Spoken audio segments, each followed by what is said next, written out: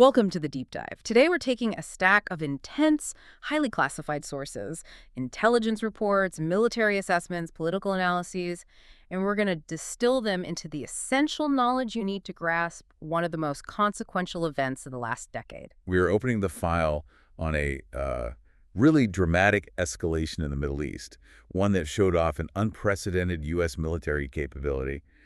But at the same time, it just ignited this profound uncertainty about long-term strategic success. Yeah, that's the core of it right there. We're plunging into the specifics of the June 22, 2025 United States military strikes on Iranian nuclear facilities. The operation was officially designated Operation Midnight Hammer. Okay, so let's unpack that. For you, the listener, here's our mission today. We are navigating a hugely controversial event. I mean, a direct U.S. offensive against Iranian soil. That's a massive historical marker, something not seen since, what, 1988? Exactly.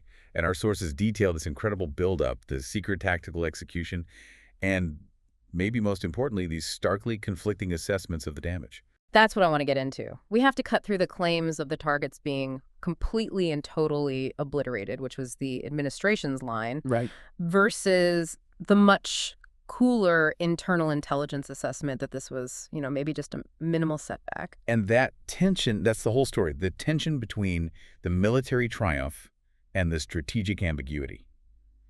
These strikes happened right at the height of the ongoing Iran-Israel war.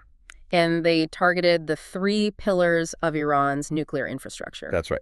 The deeply buried Fordow uranium enrichment plant, the huge facility at Natanz, and the Isfahan Nuclear Technology Center. The ripple effects were immediate. We saw Iranian missile retaliation against U.S. interests, specifically the Udeid Air Base in Qatar, within just a few hours. And back here at home, it kicked off a furious, and I would argue, a necessary constitutional debate in Congress over presidential war powers. So to really understand the gravity of that strike, we have to go back. We have to understand the historical arc that built these targets in the first place.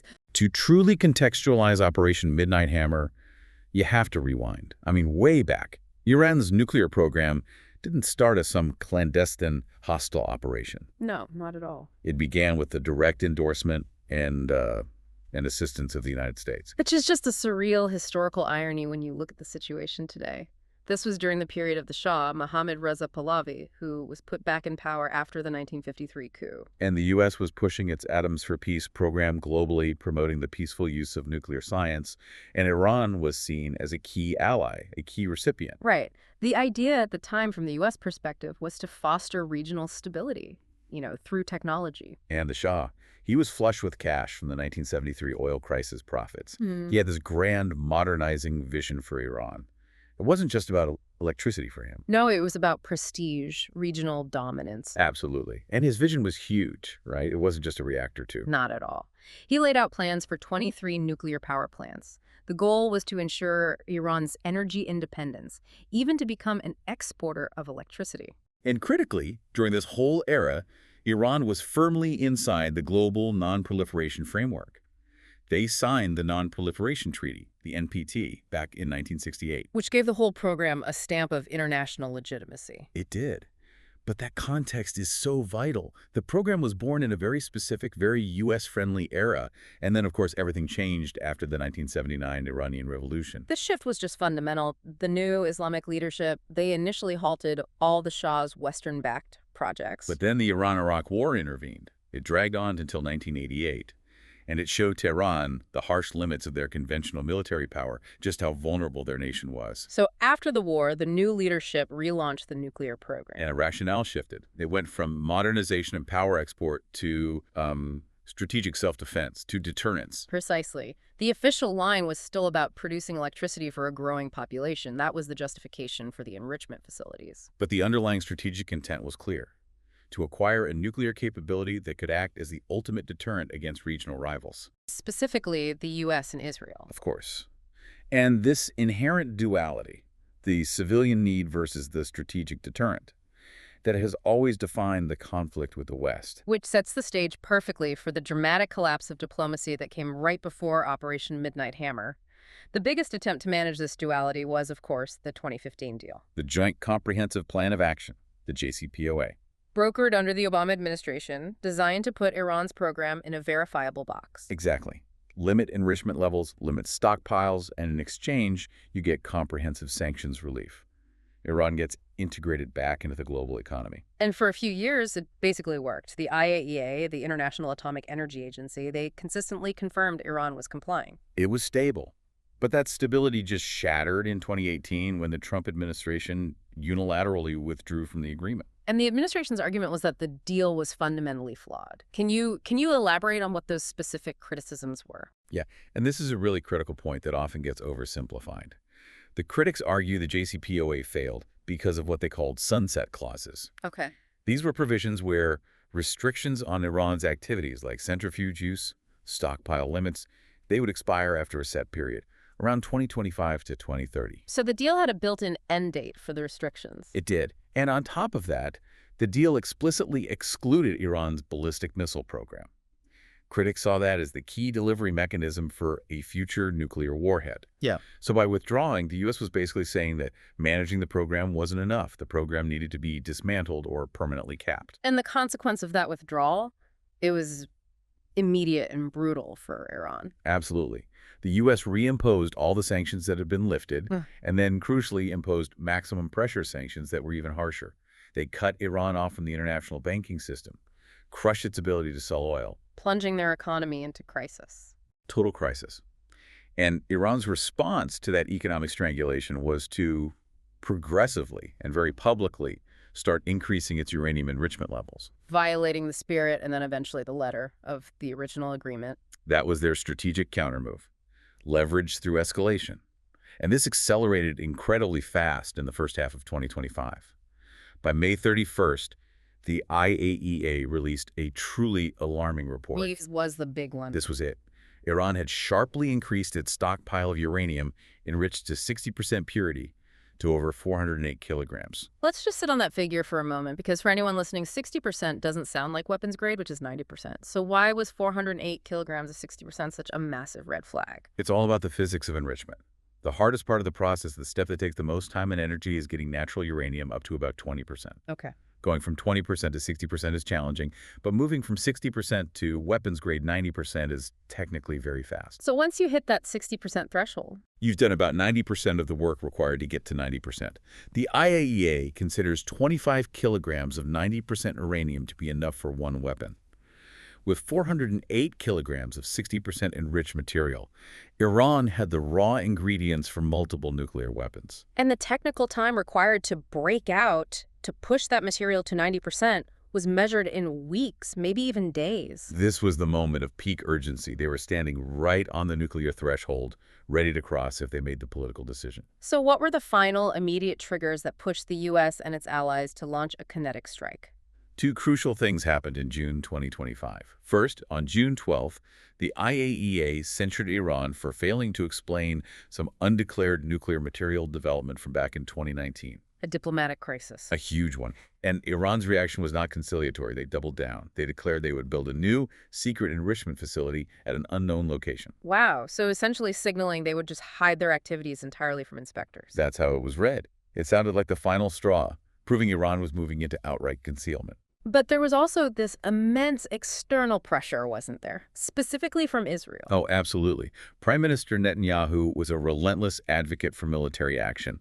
In February 2025, he flew to Washington and presented President Trump with this detailed slide deck. And what was his argument? He argued Iran wasn't just close to crossing the nuclear threshold, but that previous intelligence showed they were actively moving toward weaponization. Okay, now this is where the intelligence picture gets messy, because our sources show a crucial contradiction here. Netanyahu is pushing this hard. Right. So why did U.S. intelligence agencies seem hesitant? That's the critical institutional conflict. Before Israel's initial attacks leading up to the U.S. operation, sources reported that U.S. intelligence agencies were not uniformly convinced by Israel's presentation. So they weren't buying it. The U.S. analysis focused on intent and decision-making, not just capability. They knew Iran had the material. The question was whether the supreme leader had made the final political decision to actually assemble a device. And the fear was that a strike might actually push them to make that decision. Exactly. So you have this huge tension. Key allies pushing for kinetic action based on intelligence that was not fully corroborated by the internal U.S. analysis. which suggests the decision to launch Operation Midnight Hammer was partly a political one, responding to alliance pressure and just the sheer fear of that 408-kilogram stockpile. Rather than purely a response to a confirmed imminent bomb assembly.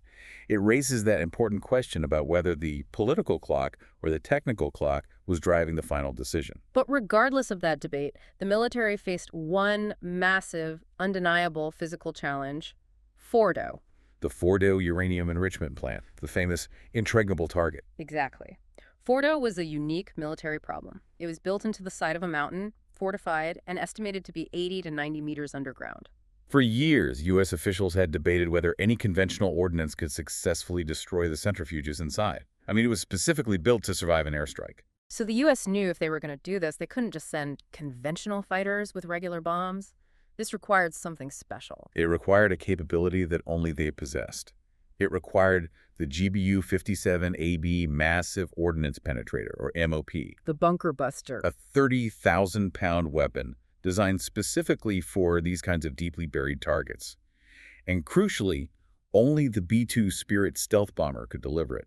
The difficulty of the target dictated the entire operation. And that preparation for this seemingly impossible target leads us right into the planning, the deception, and the massive logistical undertaking that was Operation Midnight Hammer. The level of logistical complexity and secrecy in the sources we reviewed is just staggering. This operation wasn't conceived in a few weeks. No, this was the culmination of meticulous long-term planning. A monumental effort. In the weeks leading up to June 22nd, the U.S. was executing this complex, phased buildup designed to mask the offensive intent. They evacuated non-essential citizens, moved enormous military assets eastward. And we saw satellite imagery showing aircraft being moved off the tarmac at bases like Al Udeid in Qatar. Which suggests they were anticipating and preparing for retaliation. And the sheer volume of supporting assets tells its own story. Our sources confirm over 31 air tankers were moved into position. That's an unusually large number to preposition. It was necessary. The B-2s, the heavy bombers, they needed a massive refueling architecture to complete the mission. But the real depth of the planning was revealed later by General Dan Kane, the chairman of the Joint Chiefs. What did he say? He stated unequivocally that the operational plan was 15 years in the making. 15 years.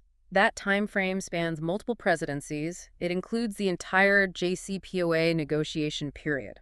Does that suggest this was always seen as an inevitability, regardless of diplomacy? It certainly suggests the military capability was always being developed in parallel. General Kane detailed that the planning hinged on the work of two dedicated officers from the Defense Threat Reduction Agency, the DTRA. And for anyone listening, DTRA is the Department of Defense's official agency for countering weapons of mass destruction. So These are the experts. These are the experts, not just standard Air Force planners. We're talking specialized counter-WMD people focused on one single massive target for over a decade. So what were they doing for 15 years? Since 2009, these two DTRA officers had been meticulously studying Fordow. Kane said they monitored every single aspect of the facility's engineering, the specific angles of the vent shafts, the power delivery systems, the exhaust paths. They even tracked routine maintenance. Their job was to find the engineering flaw, the Achilles heel in a place built to have none. Exactly. Kane even revealed this powerful human detail, saying these officers literally dreamed about this target as they slept. Their analysis contributed directly to the final design and targeting coordinates of the MOP weapon system. And that focus on the weak points, the vent shafts, that's crucial. Because if you can't go through 90 meters of rock, you have to find another way in. It's what made the execution possible. But execution also required intense secrecy and deception. This is where the political theater comes in. Just days before the strike, President Trump publicly announced a potential 2-week delay for a decision on military action. He even sent officials to Tehran. It implied diplomacy was still on the table. But sources later confirmed this was a calculated deception plan. The goal was to lull Iranian defenders into a false sense of security. And to further confuse them, the day before the strike, 6 B-2 stealth bombers were visibly deployed westward towards Guam on a high-profile decoy mission. A huge commitment of critical assets for a decoy. The primary goal was confusion, make Iranian intelligence believe the U.S. was moving assets away from the Middle East. So the actual Operation Midnight Hammer, was launched with only an extremely small number of planners and key leaders informed. The priority was surprise. The full operation involved about 4,000 American personnel. So let's get to the strike itself. Codenamed Operation Midnight Hammer, launched June 22, 2025, in a very narrow window between Lido 2.10 and Itsua 2.35 local Iran time. This was the moment of reckoning for that 15 years of planning. It was the first ever combat use of the 30,000-pound GBU-57AB massive ordnance penetrator. The MOP. The MOP. It's designed with this incredibly hardened steel casing and a huge explosive payload to ensure deep penetration before it detonates. And the targets were Fordow, Natanz, and Isfahan. How did they manage the logistics of getting 7 B-2 bombers all the way there and back? It was an extraordinary achievement. The 7 B-2s flew from Whiteman Air Force Base, a continuous mission that lasted 37 hours. About 18 hours just to reach the target area. Which is why they needed all those tankers we mentioned. 52 refueling aircraft deployed across the region. It was a massive mid-air refueling architecture. And what about air defenses? I read that F-35s and F-22s also entered Iranian airspace. They were there for air dominance to suppress enemy air defenses, but reports indicate there was little to no air resistance detected. Really? Why was that? U.S. command attributed it to previous Israeli attacks since June 13th, which had apparently degraded Iran's forward air defense capabilities. General Kane later said the B-2s went in and out and back without the world knowing at all. Confirming the total success of the stealth and deception phases. But let's get to the most critical detail. The destruction mechanism at Fordow. How did 12 MOP bombs achieve this sequential penetration? This was the execution of the DTRA officer's plan. 6 B-2s delivered 2 MLPs each, so 12 bombs total, targeting the 2 primary ventilation shafts. These were the weak points they'd studied for years. Okay, so what's the tactic? General Kane explained it in extreme detail. The first weapon dropped on each shaft was designed to remove the reinforced concrete cap that the Iranians had likely put in place to defend the opening. So bomb number 1 is a can opener. It's a can opener. It clears the way. The key was ensuring the second, third, and subsequent weapons followed that same path. Kane said 4 out of 5 planned sequential penetrations were successful on each shaft. And these bombs are moving down the shaft at enormous speed. Greater than 1,000 feet per second, he said, before detonating with precision right inside the centrifuge mission space, deep within the mountain. The timing had to be perfect. It sounds like a high-speed, controlled demolition job that required years of mapping the enemy's HVAC system. That's a level of targeting we've never seen before. It is. And the 30-minute bombing window concluded with the Navy's contribution. A submarine, believed to be the USS Georgia, fired 30 Tomahawk missiles at the surface facilities at Natanz and Isfahan. A truly coordinated, multi-domain attack. One crew member reportedly told General Kane the whole thing felt like the Super Bowl. It just highlights the immense sense of accomplishment felt by the thousands of personnel involved. So Operation Midnight Hammer was, by all accounts, a spectacular military execution. But as soon as the dust settled, the story fractured into these irreconcilable claims about what actually happened underground. After a mission that complex and that secret, you'd expect clarity. But what we got was extreme confusion. Let's start with the immediate triumphant claims from the administration. President Trump went on air shortly after the strikes, and he said in the clearest possible terms that the U.S. had completely and totally obliterated Iran's key nuclear facilities. He called it a spectacular military success. The message was zero ambiguity, mission accomplished. And that narrative was backed up by the official military assessment. The Pentagon report. Right. A July 2025 Pentagon report estimated the strikes had set Iran's program back by 1 to 2 years. The military leadership was leaning toward the 2-year figure. And the Director of National Intelligence, Tulsi Gabbard, and the CIA Director, John Ratcliffe, they both publicly supported this. They said new intelligence confirmed the sites were severely damaged. And would require years of work to rebuild. So the official public narrative was maximum damage, multi-year delay. But then, almost immediately, this dramatic and politically explosive counter-narrative emerged from inside the intelligence community itself. This is the significance of the classified bomb damage assessment that was leaked from the Defense Intelligence Agency, the DIA, just 2 days after the strike. And the DIA's focus is on what, exactly? The DIA tends to focus very heavily on immediate military readiness and physical destruction capabilities. And they reported that the strikes only set back Iran's program by a few months. A few months versus a few years. That is not a minor disagreement. That's a fundamental contradiction on the success of the entire mission. It is, and the DIA cited specific technical details to support this. They said that while the above-ground structures at Fordow were damaged and the entrances were sealed, The underground facilities themselves, and crucially, the centrifuges, were not destroyed. So the implication was that the physical structure was mostly intact. If Iran could clear the rubble and reactivate the facilities, the delay would be minimal. Disrupted, but not destroyed. Precisely. And this high-stakes institutional disagreement, Pentagon and CIA saying years, DIA saying months, it quickly boiled over into a political crisis for the administration. They did not take it well. Not at all. The administration aggressively rejected the DIA's assessment. They labeled it low confidence and politically motivated. They launched this intense investigation into the source of the leak. Signaling they believed the intelligence was being weaponized against them. The pressure was immense. The White House reportedly threatened to limit sharing classified information with Congress, and the political cost was immediate. The DIA director, LT General Jeffrey Cruz, was fired in August. Wow.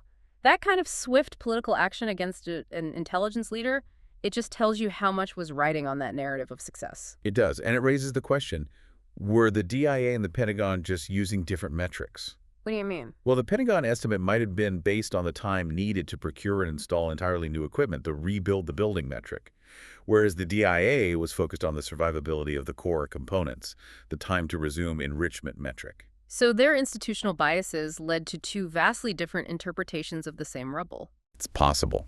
Now let's pivot to Iran and the international watchdogs. What was their perspective? Iranian officials initially tried to downplay it, right? Claiming the damage was quite superficial. They did. They assured residents there was no danger of radiation, which suggested they were confident in the integrity of the structures. But later, they conceded the sites had endured significant and serious damages. A saucing of the rhetoric. Which suggests the damage was more extensive than they first admitted. They also maintained that sensitive nuclear material had been evacuated beforehand. And what about the most objective arbiter we have, the IAEA? What was their final word? IAEA Director General Rafael Grossi confirmed the site suffered enormous damage, but, and this is critical, he stopped short of declaring total damage. Okay. By late September, he gave a clearer picture. Grossi confirmed that almost all sensitive equipment at Fordow was, in fact, destroyed. This validated the military's precision targeting claims. So that sounds like a decisive success then, if you destroy the sensitive machinery? It's a success for destruction, but not necessarily for non-proliferation. Grossi cautioned that despite the damage, Iran could still enrich its existing stockpile of 60% uranium to weapons-grade 90% purity within weeks if it chose to. So the strike destroyed the means of enrichment but didn't neutralize the material stockpile. Which remains Iran's primary leverage. That distinction, infrastructure versus material, is the absolute crux of the issue. Right. But there is some expert analysis that offers a third kind of speculative factor that might reconcile the months versus years debate. Okay, what is it? Analysts noted that even if the MOPs didn't physically reach every single part of Fordow, the sheer force of a 30,000-pound sequential detonation deep inside a mountain would cause these powerful, uncontrolled vibrations and seismic shockwaves. And that vibration could be weaponized. That's the theory. It acts as a centrifuge killer. Uranium centrifuges are extremely delicate machines. They spin at tremendous speeds. Any sudden powerful shockwave could throw the rotors out of alignment, destroy the bearings, and effectively disable the entire enrichment cascade, even without a direct hit. So if the MOPs caused widespread centrifuge killer damage, the site could be unusable for much longer than the DIA estimated just because the delicate components are ruined, even if the rock walls are still standing. Exactly. This viewpoint suggests the facility could be disabled for a few years rather than a few months. So the true strategic setback remains locked in this agonizing high-stakes guessing game. A paradox created by the specific nature of the target and the specialized weapon used. The military part of this was brief, just 30 minutes. But the political and strategic fallout is still going. Let's start with the immediate response from Tehran. The retaliation was swift, and it was expected. The very next day, June 23rd, Iran fired missiles at the U.S. base in Qatar, Udeid Air Base. One of the most critical U.S. hubs in the entire region. Did the strikes cause significant damage? Qatar claimed successful interception of all incoming missiles, so no major damage. But the action immediately spiked regional tensions. The UAE, Bahrain, Kuwait, Iraq, they all swiftly closed their airspaces. It shows how quickly the region saw the risk of this escalating. And yet, what followed was a surprising, if fragile, de-escalation. Yes. A ceasefire between Iran and Israel was announced by Trump the day after the U.S. strikes. And surprisingly, the economic impact was minimal. Which is a key indicator that markets were quickly reassured the conflict wouldn't blow up into a regional war that destabilized energy supplies. Exactly.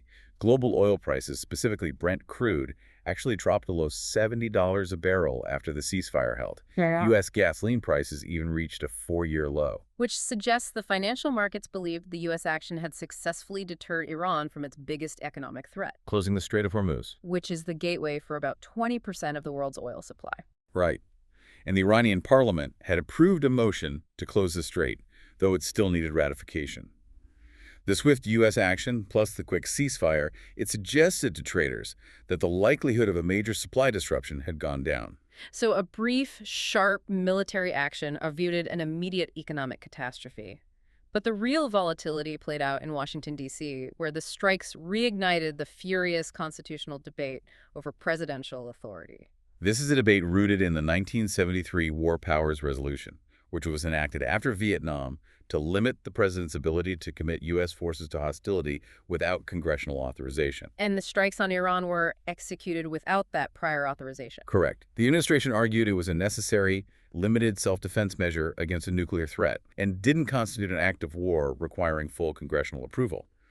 But the congressional divide was sharp. Republicans largely supported it, viewing it as essential to enforce the red line that a nuclear Iran would not be tolerated. And conversely, Democrats and a number of non-interventionist Republicans argued the strike was unconstitutional, a clear violation of the War Powers Resolution. Representative Jim Himes, a Democrat, articulated the core opposition well.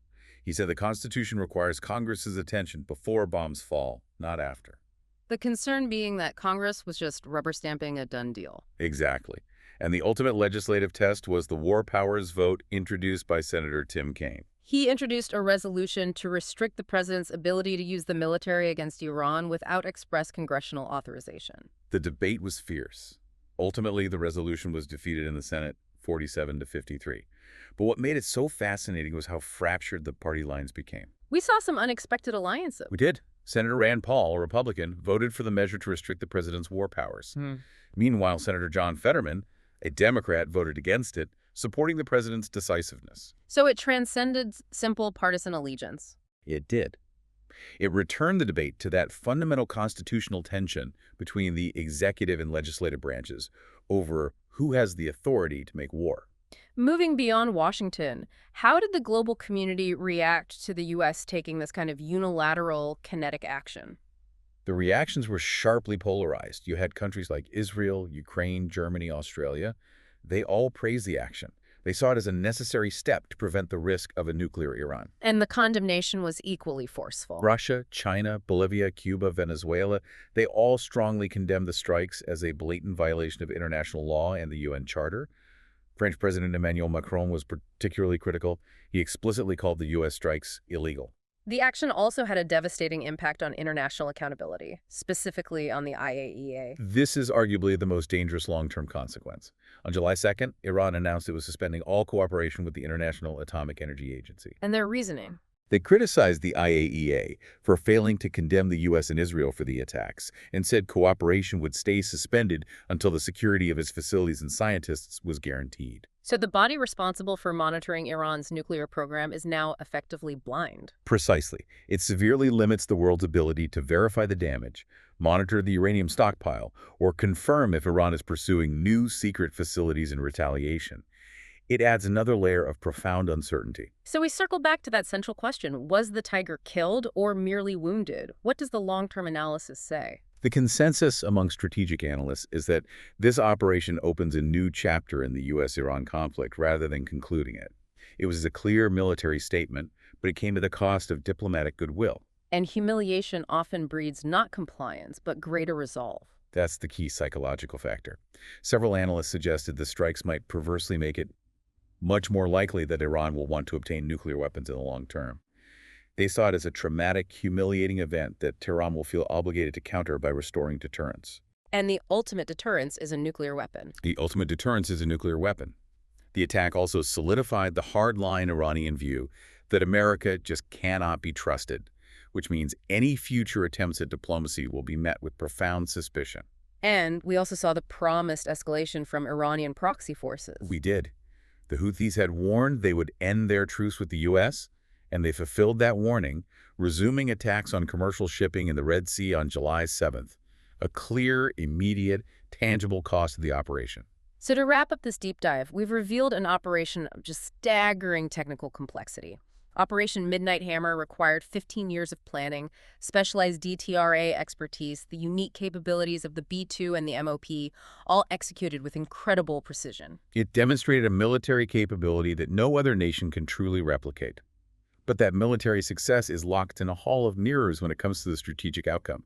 You have the wildly conflicting intelligence assessments, the administration claiming a multi-year setback, versus the leaked DIA report insisting on only a few months. Compounded by Iran's suspension of cooperation with the IAEA, which leaves the world virtually blind to what they're doing now. So what does this all mean for you, the listener, in terms of the big picture? We're left with this massive, unavoidable paradox at the heart of U.S. policy. The strike was a spectacular display of force, designed to enforce a red line. Yeah, so the final provocative thought is this. Given that experts widely acknowledge how hard it would be to actually destroy Iran's deepest nuclear sites, and the fact that Operation Midnight Hammer has now, according to analysis, solidified the hardline Iranian view that America cannot be trusted and only respects force, does a spectacular military success that fails to achieve a lasting political objective simply accelerate the very outcome it sought to prevent, a determined, fully armed nuclear Iran?